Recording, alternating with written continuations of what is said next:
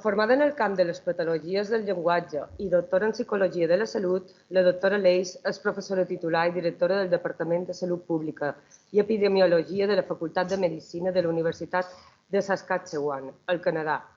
Durant els darrers 20 anys s'ha implicat en qüestions relacionades a l'ús del francès a l'àmbit sanitari i, en concret, a millorar l'accés en francès al servei de salut arreu del Canadà.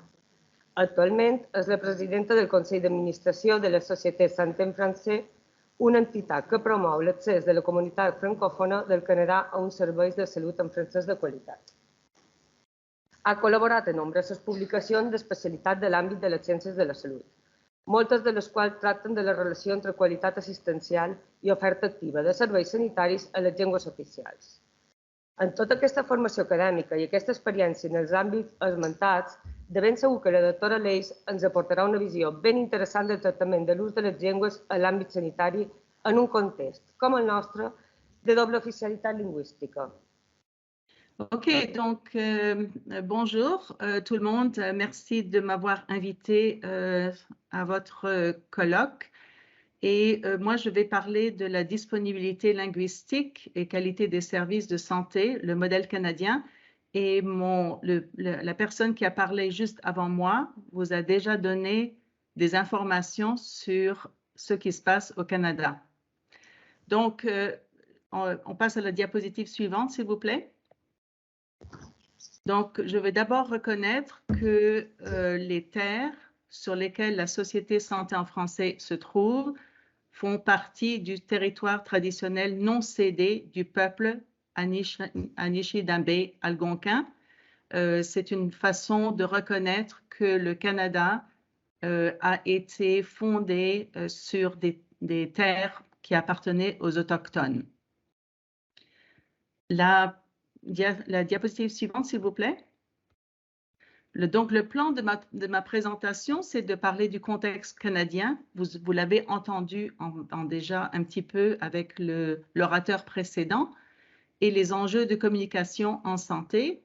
Et ensuite, de parler de la Société Santé en Français et son rôle. Et ensuite, l'impact de notre action dans les 20 dernières années.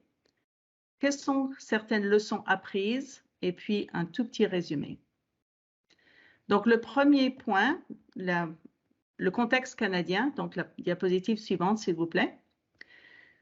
Vous en avez déjà entendu parler, mais voilà. Donc, nous avons au Canada donc des francophones, effectivement, qui habitent au Québec, mais qui sont majoritaires au Québec. Et ensuite, nous avons des francophones qui sont hors Québec, c'est-à-dire qui habitent dans toutes les autres provinces et territoires du Canada. Et comme vous le voyez sur la diapositive, nous avons au niveau des personnes qui sont hors Québec, plus d'1 million de personnes qui parlent français en dehors de la province du Québec. Il y a à peu près 2 700 000 qui connaissent le français et à peu près 1 74 000 qui ont le français comme langue maternelle. Par contre, les défis que nous avons, c'est que nous sommes répartis sur un territoire qui fait sans doute plus que 20 ou 25 fois l'Espagne. Donc, il y a des conditions socio-démographiques très diverses et dispersées. Et les enjeux, souvent, c'est la vitalité des communautés et s'assurer que nous ne sommes pas assimilés. La diapositive suivante, s'il vous plaît. Donc ça, c'est le contexte canadien en santé et je pense que, de nouveau, la personne qui m'a précédé vous a expliqué que la Constitution du Canada divise les responsabilités gouvernementales entre les provinces et les territoires et le gouvernement fédéral. Et en fait, la prestation des services de santé se fait au niveau des provinces et des territoires. C'est un service public gratuit et le fédéral s'assure que disons, il y ait une certaine équité dans la livraison des services au travers du Canada. Et le gouvernement fédéral aussi s'engage à soutenir la minorité de langue officielle. Donc, ce sont les francophones en dehors du Québec et ce sont les anglophones au Québec. La prochaine diapositive, s'il vous plaît. Donc, quand vous voyez donc, de façon plus spécifique, nous n'avons pas un seul système de santé, nous avons 12 systèmes de santé. Donc, au niveau des francophones qui sont en dehors du Québec. Donc, 12 juridictions gouvernementales, 12 systèmes de santé distincts. Et au niveau de même si le Canada est bilingue, la seule province qui est officiellement bilingue, c'est le Nouveau-Brunswick. Il y a certains territoires, les territoires ont beaucoup plus que 2 langues officielles. Ils ont des langues autochtones qui sont des langues officielles, comme le Yukon, le Nunavut et les territoires du Nord-Ouest. Ensuite, nous avons dans certaines provinces une loi sur les services en français, comme à l'île du Prince-Édouard, la Nouvelle-Écosse, l'Ontario et le Manitoba. On a une politique sur les services de santé en français dans les territoires et dans Terre-Neuve et Labrador et l'Alberta. Et ensuite, en Saskatchewan, où j'habite, et en Colombie-Britannique, il n'y a vraiment aucun poids législatif pour engager les provinces à donner des services de santé en français. Donc, c'est simplement pour vous expliquer que ce n'est pas uniforme au Canada. La prochaine diapositive, je pense que, de nouveau, mon prédécesseur en a parlé. L'impact des barrières linguistiques sur la santé et les soins, je pense que vous le savez tous, c'est que quand on ne parle pas la langue du patient, on a un problème de qualité des services avec des évaluations qui sont souvent plus longues parce que les professionnels de la santé ne sont pas sûrs. On a des problèmes d'information, d'avoir des diagnostics précis, de savoir comment gérer la maladie ou les problèmes de santé, gérer les maladies chroniques, avoir un consentement éclairé, c'est-à-dire que les personnes soient d'accord avec ce qui est proposé. Et il y a bien sûr beaucoup de risques, des risques de complications, des risques de réadmission à l'hôpital, de complications à la prise de médicaments parce que les personnes n'ont pas compris qu'est-ce qu'il fallait faire. Donc, je ne vais pas insister là-dessus. Je pense que vous êtes tous tout à fait au courant de ce qui se passe. Je passe à la prochaine diapositive.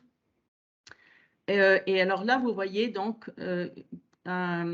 l'intersection de 2 niveaux de gouvernement. Vous avez la responsabilité territoriale ou provinciale et la responsabilité fédérale. Et vraiment, la Société Santé en français va travailler entre les deux pour s'assurer que les services de santé soient donnés à la minorité de langue officielle. Alors donc, je passe maintenant à la section suivante qui est vraiment qu'est-ce que c'est que la Société Santé en français et son rôle. Vous en avez déjà entendu parler un tout petit peu. Je vais vous amener un petit peu à l'origine historique de la Société Santé en français. Et vous voyez l'image devant, vous voyez des gens qui protestent. C'était à l'époque, en 1997, la décision de fermer le seul hôpital francophone de la province de l'Ontario. La province de l'Ontario comprend la majorité des francophones qui sont hors Québec. Il y a à peu près 500 000 francophones en Ontario. Et donc, ils voulaient fermer l'hôpital Montfort et il y a eu vraiment un soulèvement populaire pour s'y opposer. Et suite à cela, il y a eu une mobilisation de tous les francophones pour demander qu'on étudie la situation et ce qui a mené à la création ce qu'on appelle un comité consultatif qui a été mis en place par le ministre fédéral de la Santé. Et c'était un comité consultatif fait par des personnes officielles du gouvernement fédéral et des communautés de langue officielle en situation minoritaire pour trouver des solutions. Et une des solutions qui a été proposée, c'est de créer la Société Santé en français et aussi de créer le consortium de formation en santé. Le consortium de formation en santé, c'est un consortium d'universités francophones ou bilingues qui donnent des formations de professionnels en français. des professionnels de santé, je veux dire en français. Donc, c'est ça, le consortium de formation en santé. Ça comprend, par exemple, l'Université d'Ottawa, ça comprend l'Université à Moncton, au Nouveau-Brunswick, au Manitoba, etc. Voilà, donc ça, c'est un peu l'historique. La diapositive suivante, vous avez déjà eu l'explication, puisque je l'ai vu en catalan tout à l'heure. Donc, c'est vraiment le modèle de l'Organisation mondiale de la santé vers l'unité pour la santé. Et vraiment, le point ici, c'est qu'il y a des partenaires, mais vraiment, la communauté fait partie des solutions. Il n'y a rien qui peut se faire sans que la communauté soit engagée, demande des services et soit partie prenante des décisions et amène sur la table les besoins en santé. Donc, on passe à la diapositive suivante, qui est donc, ça vous montre maintenant la Société Santé en français. Donc, la Société Santé en français est un organisme national qui est financé par Santé Canada. Donc, on reçoit du financement du gouvernement fédéral.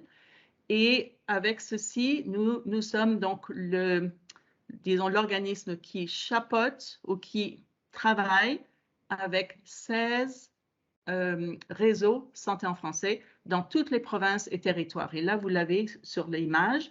Vous avez, j'espère que vous voyez, les différents logos des différents réseaux santé en français au travers du pays. Donc, ça va de Terre-Neuve et Labrador, tout à l'est, jusqu'à la Colombie-Britannique, tout à l'ouest, réseau santé Colombie-Britannique, et au Yukon, avec la petite pomme là, que vous voyez là-haut.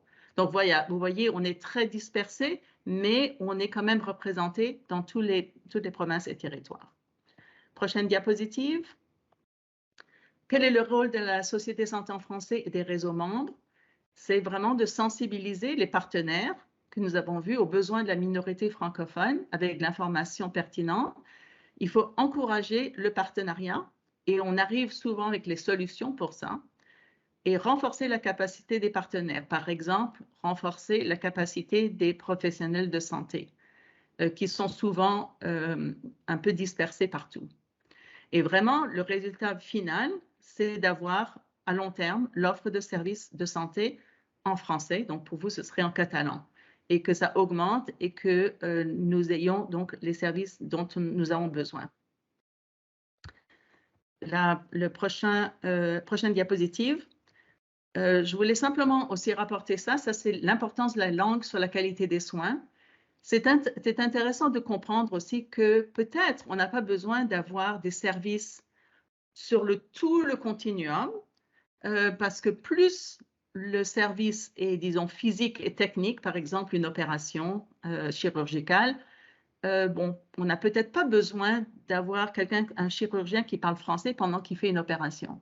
Par contre, dès que le soin devient beaucoup plus relationnel ou psychologique, comme la santé mentale, l'accompagnement des mères ou des femmes, les soins palliatifs, il est important que le professionnel de santé, le médecin, l'infirmière, la physiothérapeute ou la kiné, parle français ou parle donc la langue du patient.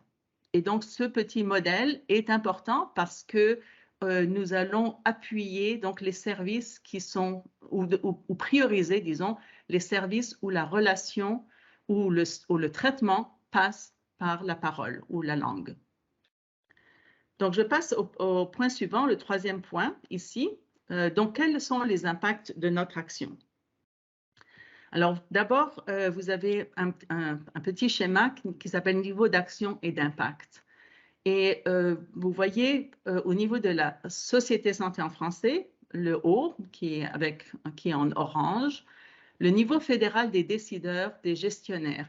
Et donc ici, le rôle de la Société Santé en français, entre autres, c'est vraiment d'être l'interlocuteur du niveau fédéral, du niveau des décideurs au niveau du Canada en entier et d'aller chercher les ressources financières additionnelles ou des ressources financières du fédéral qui vont servir de levier pour aller chercher après des ressources au niveau des provinces et des territoires. Parce que le fédéral, comme vous vous souvenez, le fédéral ne doit n'a pas comme mandat de s'occuper des services de santé en français et les provinces sont très jalouses de leur pouvoir, mais le fédéral peut toujours utiliser des incitatifs d'argent, par exemple, ou faciliter donc les services de santé en français par des ressources supplémentaires. Au niveau de ce qui est un peu rose ou bordeaux, ça c'est vraiment l'action des réseaux et de la Société Santé en français, où on travaille avec les institutions de formation, les collèges, les universités. Il y a vraiment le soutien des professionnels de la santé. Alors donc, on peut les soutenir au niveau des associations fédérales, mais aussi au niveau des associations provinciales. Et on peut travailler à l'intérieur des politiques provinciales et territoriales. Et donc, c'est surtout au niveau des ressources humaines et de la prestation des services de santé. Et alors, bien sûr, au niveau local ou provincial et territorial, ce sont les réseaux. La Société Santé en français ne s'ingère pas au niveau local parce que nous, on est au niveau fédéral, mais les réseaux qui travaillent avec la Société Santé en français, on est ensemble là, travaillent avec les communautés en situation minoritaire, travaillent avec les regroupements communautaires, par exemple les regroupements de parents, les regroupements des aînés, les regroupements de femmes, travaillent avec les écoles pour s'assurer qu'il y ait des services de santé en français. Donc voilà, la diapositive commence à vous donner des exemples. Ça, c'est l'offre active et j'ai entendu aussi que votre prédécesseur, la personne qui a parlé avant moi, vous a parlé de cette offre active des services de santé en français. C'est vraiment, l'idée, c'est de dire, quand je vais à l'hôpital ou quand je vais voir un médecin ou quand je vais voir une clinique, si j'ai une affiche qui me dit déjà « Hello, bonjour » ou « Bonjour, je parle français » ou « Vous êtes bien accueillis si vous parlez français, il y a quelqu'un qui va pouvoir vous aider », c'est vraiment une façon d'être accueillant et de mettre en confiance les patients qui arrivent ici. Et donc, l'offre active est une offre de services régulière et permanente auprès de la population francophone et acadienne en situation minoritaire. Ça permet aux gens de s'adresser aux professionnels de santé, même sans qu'ils aient besoin de le demander, je suppose. Parce que si vous êtes malade ou pas bien, vous allez vouloir le service. Et puis, si vous devez demander qu'on vous parle dans votre langue, c'est un effort de plus.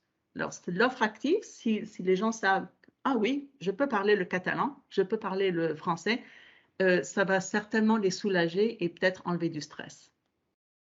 Donc, ça, c'est l'offre active. Le prochain, c'est, je voulais vous montrer ça, c'est que l'Association des facultés de médecine du Canada a dans son mandat ce qu'on appelle la responsabilité sociale. La responsabilité sociale qui est l'obligation d'axer les activités d'enseignement sur les préoccupations prioritaires de la population et de la région qu'il dessert. Et donc, ça veut dire au Canada que les francophones en situation minoritaire font partie des populations qui doivent être desservies par les facultés de médecine du Canada. Et la Société Santé en français, je vais vous expliquer comment, la prochaine diapositive vous montre comment la Société Santé en français a travaillé avec l'Association des facultés de médecine du Canada. Ce qu'on essaie de viser, c'est une communauté d'étudiants francophones et francophiles en santé. Parce que, si vous ne le savez pas, nous avons 16 facultés de médecine au Canada et il n'y en a que 3 au Québec qui sont francophones et il y en a une qui est bilingue à Ottawa. Et toutes les autres facultés de médecine forment des professionnels de santé en anglais.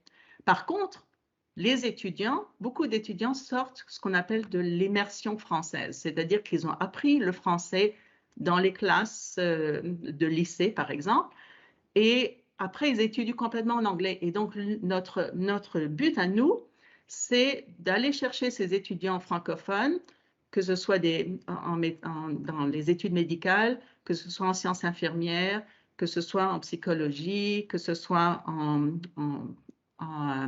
kinésiologie, etc., pour essayer de leur donner des outils en français, donc dans la langue minoritaire, pour qu'ils soient habilités ou aient confiance d'utiliser leur français, même s'ils étudient en anglais. Donc, de faire un peu les liens entre l'anglais et le français. Vous avez appris ceci, mais voilà comment ça se dit en français. Et le point aussi qu'on essaie de faire avec ces étudiants, c'est de leur dire, vous êtes capable au moins d'entrer en contact avec votre patient en parlant sa langue, pour le mettre en confiance. Après, c'est sûr que si il y a des termes techniques que vous ne comprenez pas, que vous ne connaissez pas en français, c'est pas si grave que ça. Mais l'important, c'est de rentrer en contact avec les personnes. Et bien sûr, si c'est un accompagnement régulier, il vaut mieux parler la langue des patients, de toute façon. Donc voilà, ça c'est un peu l'idée de ce qu'on appelle franco-doc pour les médecins et franco-santé pour toutes les autres professions. Et la Société Santé en français, avec ses réseaux, ont mis en place tout un réseau des mesures pour encourager, pour aller chercher ces étudiants dans les différentes facultés de médecine, de sciences infirmières et d'autres. La prochaine diapositive parle de la norme, et là aussi, j'ai vu que le conférencier avant a parlé de la norme. Et ça, c'est intéressant parce que cette norme canadienne, donc qui est une norme pour Health Standard Organization, c'est une norme qui a été développée au travers de beaucoup de travail. On a travaillé avec Accréditation Canada pendant plus de 10 ans, 10-12 ans, pour arriver à cette norme. Il y a différents niveaux pour appliquer la norme. On va annoncer très prochainement l'application du niveau 1, c'est-à-dire que toutes les personnes, toutes les institutions qui veulent dire qu'ils offrent des services de santé en français peuvent appliquer, peuvent dire, disons, ils payent 500 $ et ils peuvent afficher qu'ils ont rempli le niveau 1 de la norme. Ça veut dire qu'il n'y a pas de visite d'accréditation, c'est plutôt une auto-reconnaissance, mais c'est le premier pas.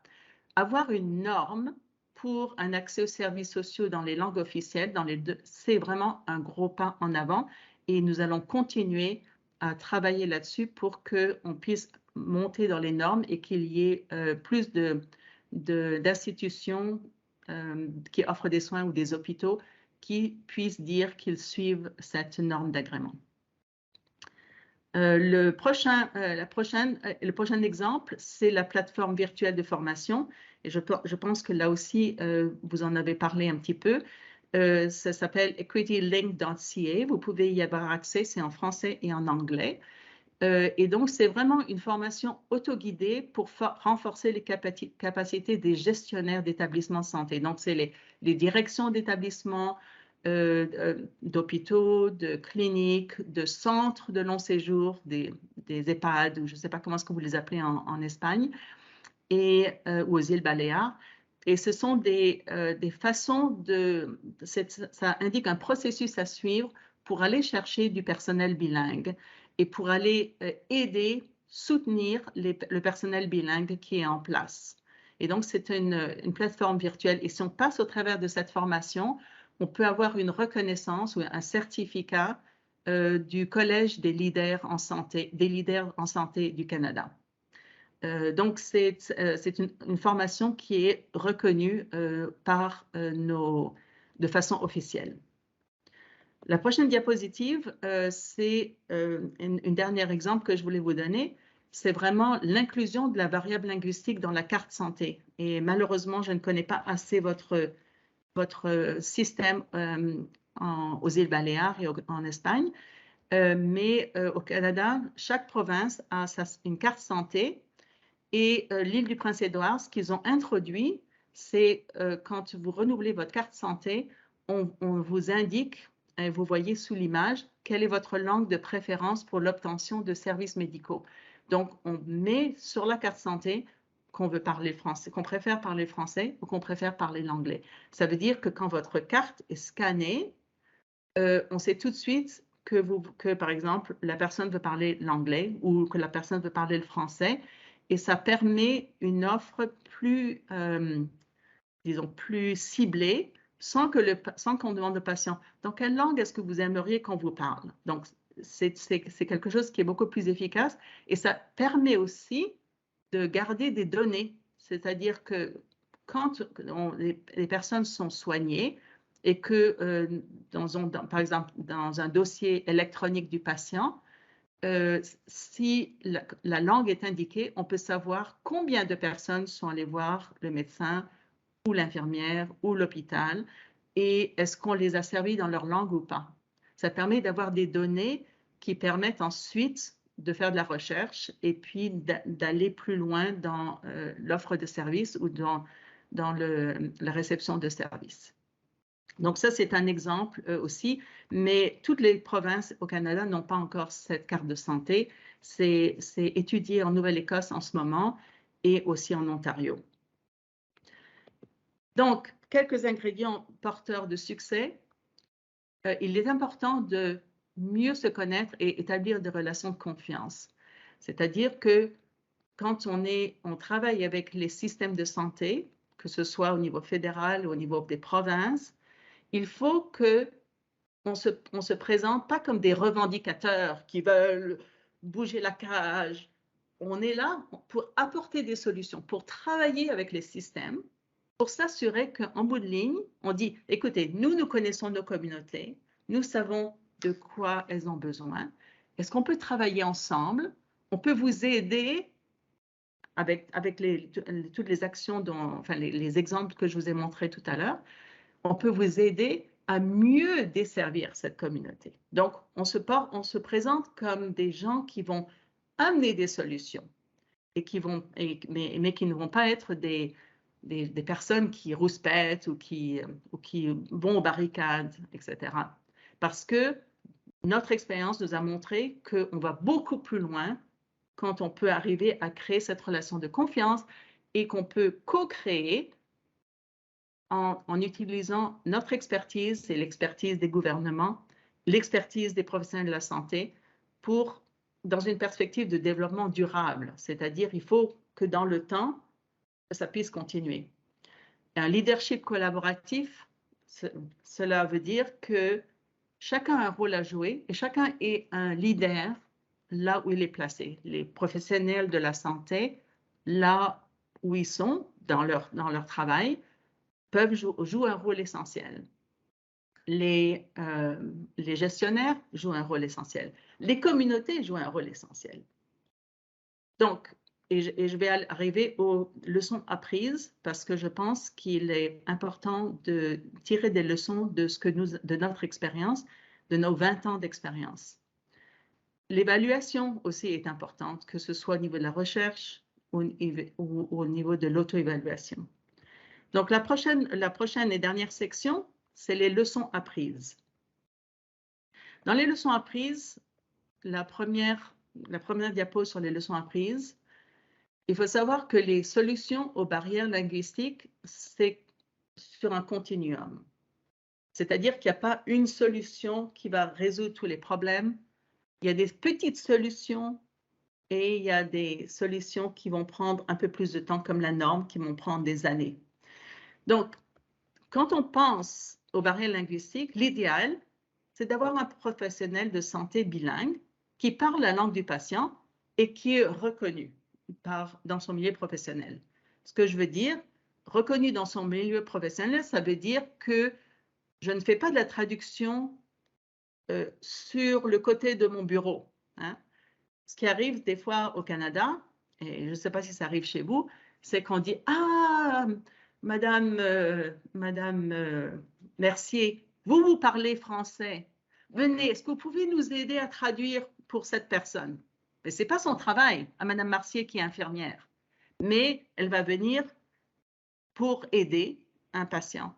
Mais en attendant, elle ne fait pas son travail et en attendant, elle n'est pas reconnue comme quelqu'un qui est bilingue et qui peut apporter des soins de santé dans la langue du patient. Donc, ça, c'est pas bon. Donc, il faut que non seulement que le professionnel de santé soit bilingue, mais aussi qu'il soit reconnu. C'est-à-dire qu'on reconnaisse soit par des postes bilingues ou soit par d'autres compensations qu'on reconnaisse les efforts des professionnels de la santé. Ensuite, si on n'a pas de professionnel bilingue, on peut utiliser des services d'interprétation. On le fait parfois. Ça permet l'interaction avec un professionnel de santé qui parle français, mais ça demeure une option préférable à l'absence de service en français. Et des fois, on a aussi commencé, je ne le présente pas ici, mais on a proposé aussi ce qu'on appelle un service d'accompagnement.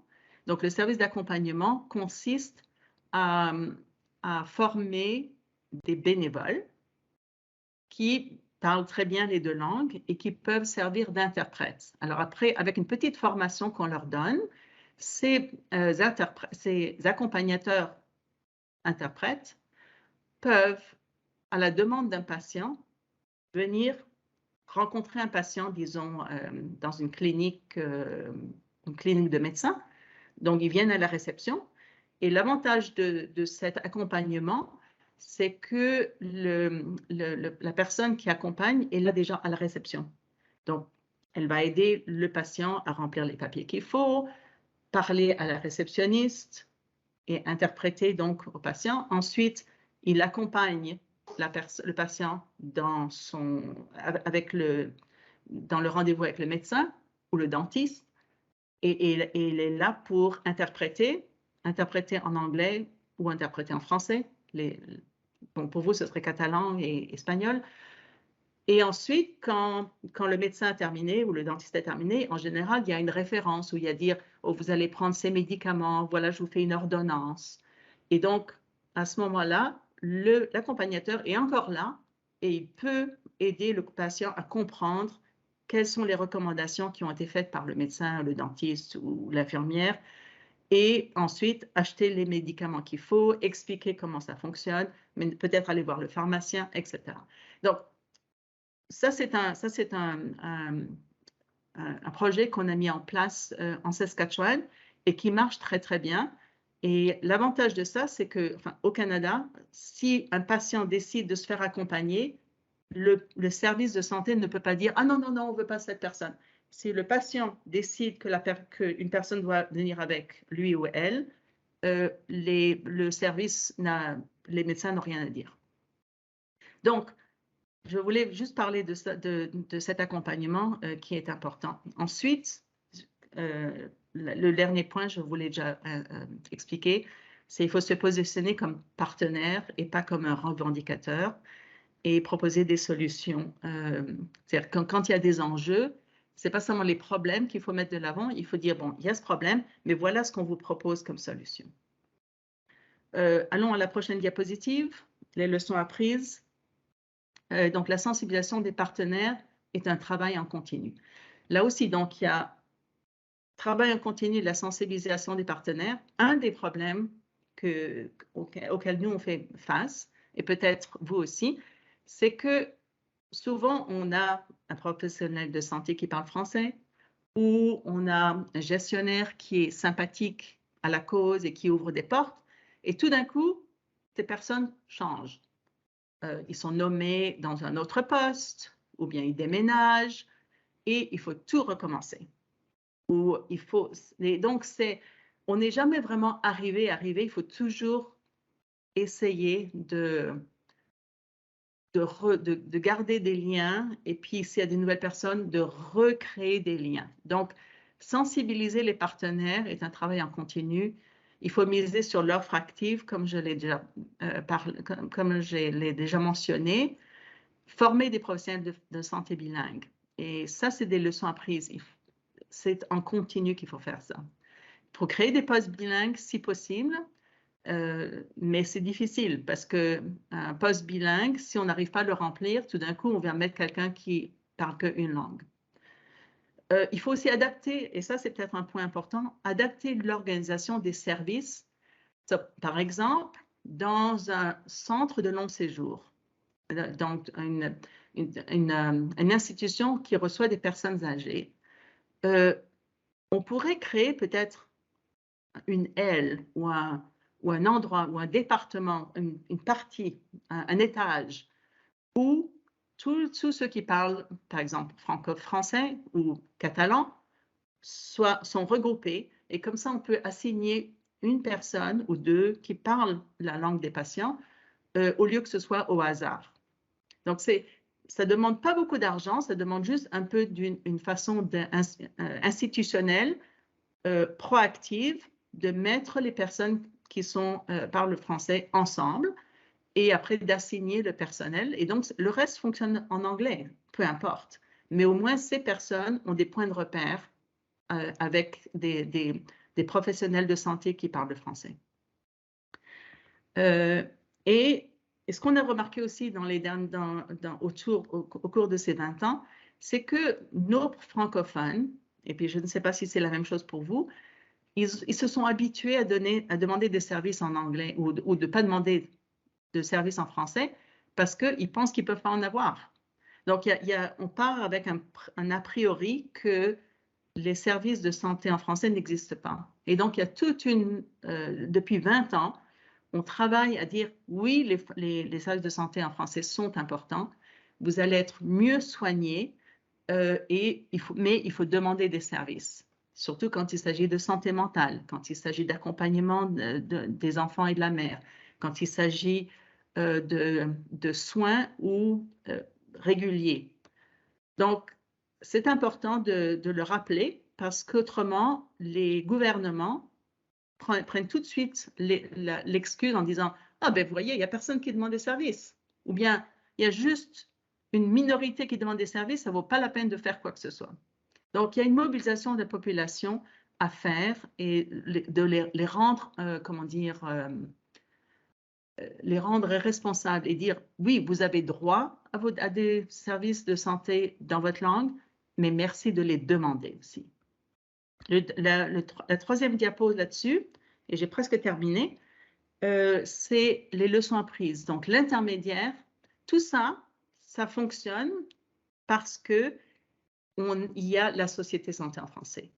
La Société en santé en français est comme l'organisme ombrelle ou parapluie national qui permet d'organiser les services et d'aller chercher du financement adéquat au niveau du gouvernement fédéral en santé.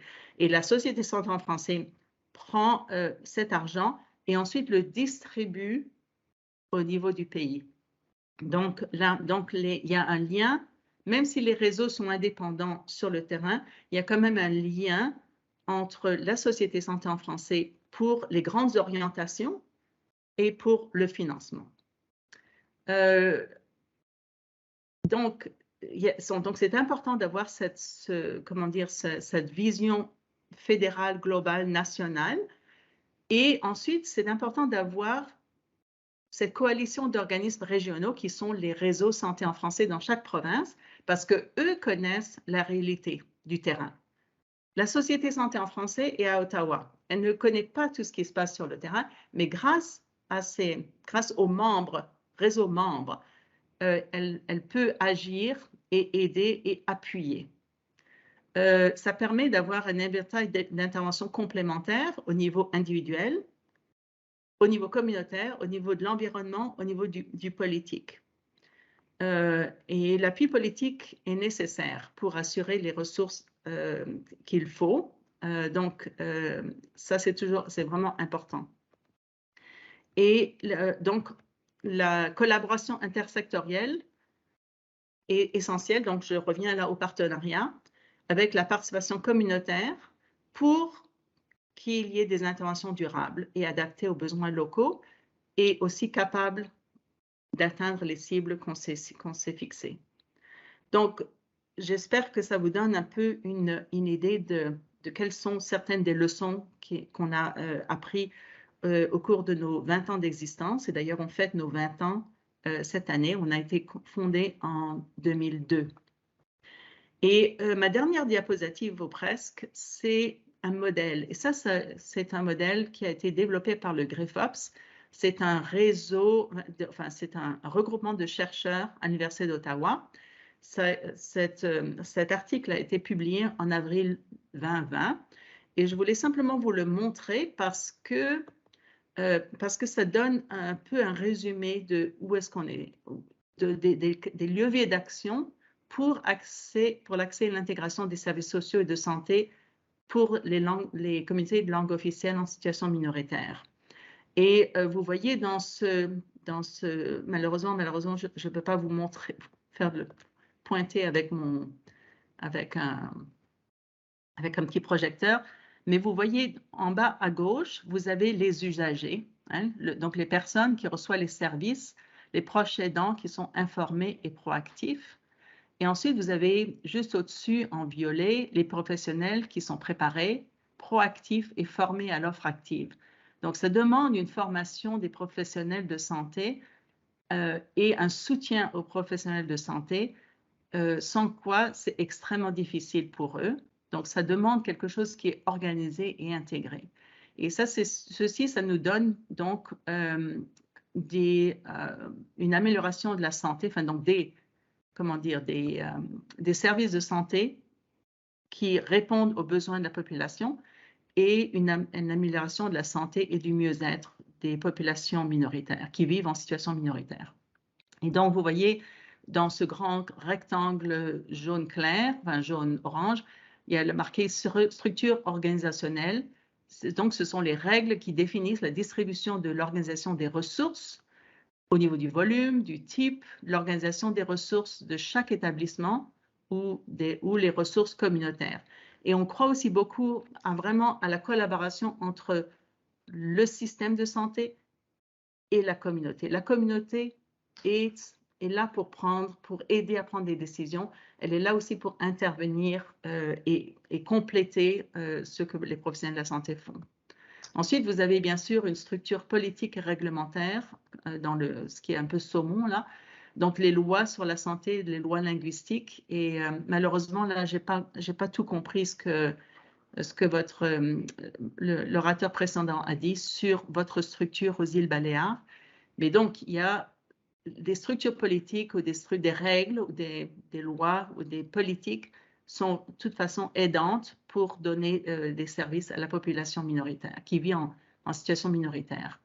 Et ensuite, bien sûr, il y a la structure communautaire et qui comprend les valeurs, les croyances, les cadres conceptuels, etc. Donc voilà, je vous laisse avec ce cadre d'analyse. Ça peut peut-être vous aider dans votre démarche actuelle. Et je vous réfère donc à la lecture de cet article. Et donc, en conclusion, en résumé, vous allez à la diapositive suivante. Ce que ça prend une communauté mobilisée. Je pense que vous êtes déjà mobilisés, qui demande des services de santé dans la langue. Pour nous en français, pour vous en catalan. Ça demande des professionnels bilingues, formés, compétents, soutenus par leur milieu de travail. Et j'insiste là-dessus, parce que si les professionnels de santé ne se sentent pas soutenus par le milieu du travail, c'est extrêmement difficile et ils le font par bonne volonté, mais ça dépend trop des personnes proprement dites et le système un peu se lave les mains. Donc, il est important qu'il y ait une communication entre les professionnels de la santé et le milieu du travail et que les communautés demandent des services dans leur langue. Ça demande un environnement organisationnel qui reconnaît la nécessité d'offrir des services de santé, donc que ce soit au niveau des politiques ou au niveau de plusieurs établissements, donc donner des services dans les 2 langues officielles.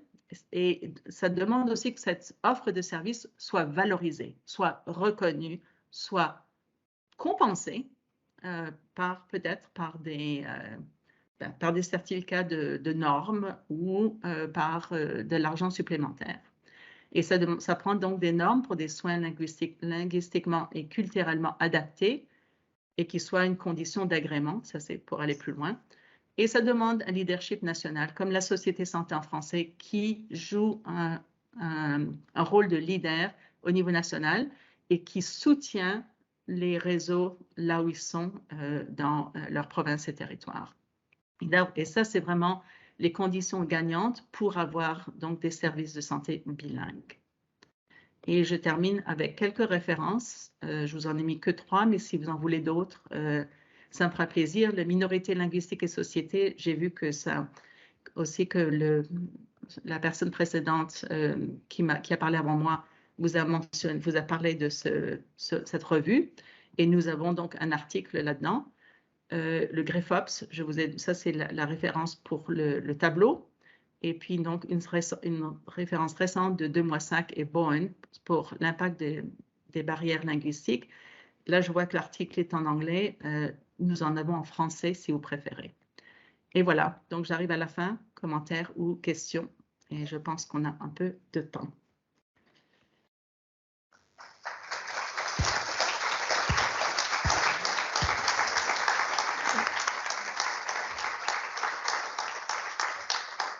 Merci beaucoup, Madame Lai.